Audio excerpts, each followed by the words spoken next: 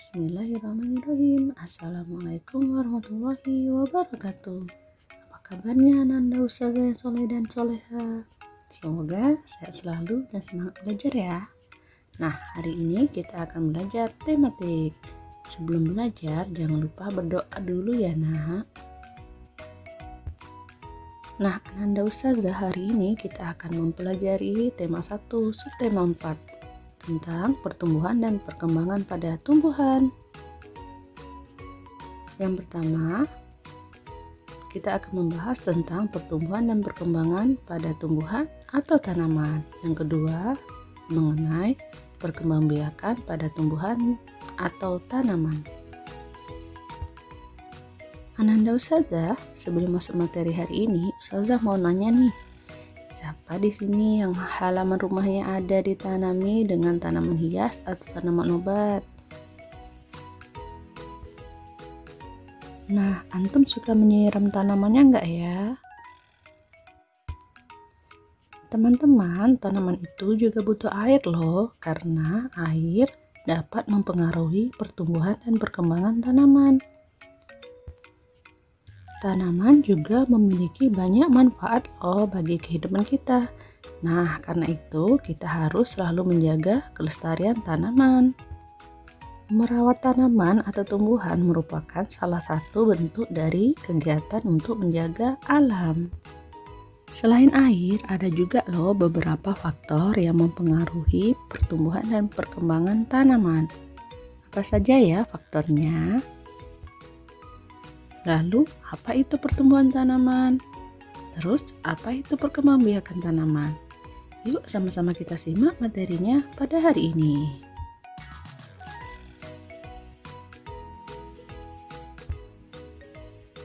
Faktor yang mempengaruhi pertumbuhan tanaman dibagi menjadi dua, yaitu yang pertama, faktor internal, yaitu faktor yang terdapat dalam tubuh tanaman, meliputi faktor genetik dari induknya dan faktor hormon pada fungsi tanaman. Faktor yang kedua yaitu faktor eksternal, yaitu faktor yang terdapat di luar tubuh tanaman, meliputi nutrisi berupa pupuk, cahaya matahari untuk proses fotosintesis, air dan kelembapan, suhu udara, serta kesuburan tanah.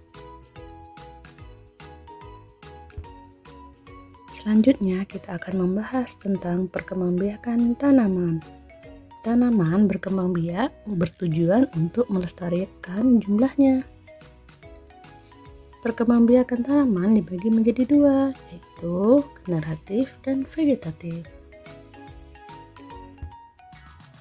Cara perkembangbiakan tanaman yang pertama adalah secara generatif, yaitu perkembangbiakan tumbuhan dengan cara menanam biji atau melalui penyerbukan. Tumbuhan yang mengalami perkembangbiakan secara generatif adalah tumbuhan mangga, jeruk, semangka, dan lainnya.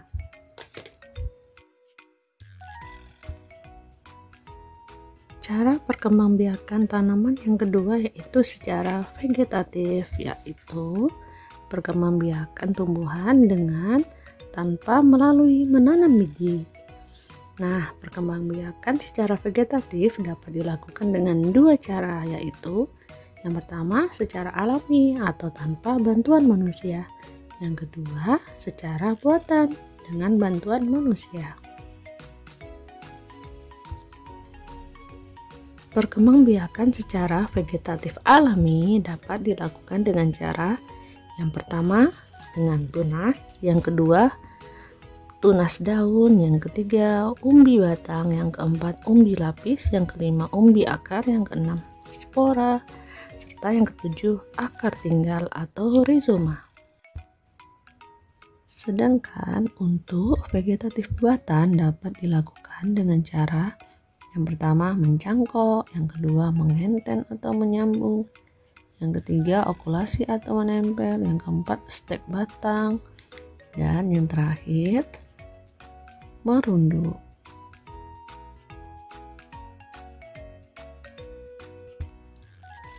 Vegetatif alami atau tanpa bantuan manusia, Yang pertama adalah tunas, yaitu tumbuhan baru atau anakannya akan tumbuh dekat dengan pohon induknya. Contohnya pada tumbuhan nanas, bambu, pisang, dan lainnya. Yang kedua adalah tunas daun. Tumbuhan yang mengalami tunas daun adalah cucur bebek. Tunas cucur bebek akan tumbuh di tepi daun. Yang ketiga adalah umbi batang. Umbi batang adalah batang yang tumbuh dan berkembang di dalam tanah. Contohnya adalah kentang. Yang keempat adalah umbi akar. Umbi akar adalah akar yang tumbuh membesar karena berisi cadangan makanan. Contohnya pada tumbuhan wortel, singkong, dan lainnya. Yang kelima adalah umbi lapis. Umbi lapis terbentuk karena tumpukan daun yang tersusun secara rapi dan rapat. Contohnya pada bawang merah, bunga bakung, dan lainnya. Yang keenam yaitu spora. Tumbuhan yang berkembang biak dengan spora yaitu tumbuhan lumut, paku-pakuan, dan lainnya. Yang ketujuh adalah akar tinggal atau yang sering disebut rizoma. Rizoma adalah batang yang seluruhnya berada dan tumbuh menjalar di permukaan tanah. Contohnya pada kunyit, jahe, lengkuas, kencur, dan lainnya. Bahasan selanjutnya yaitu bunga nasional Indonesia. Bunga nasional adalah bunga yang dapat mewakili karakteristik sebuah bangsa dan negara. Misalnya, bunga tulip dikenal sebagai bunga negara Belanda.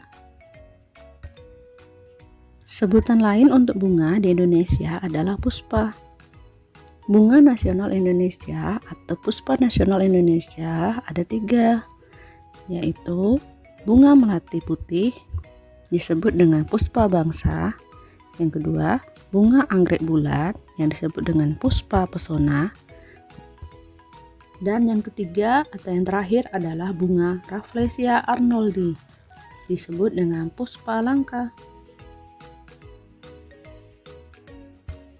Baiklah Ananda Ustazah, demikianlah materi pada hari ini. Semoga bermanfaat. Sampai jumpa pada materi selanjutnya. Wassalamualaikum warahmatullahi wabarakatuh. Thank you.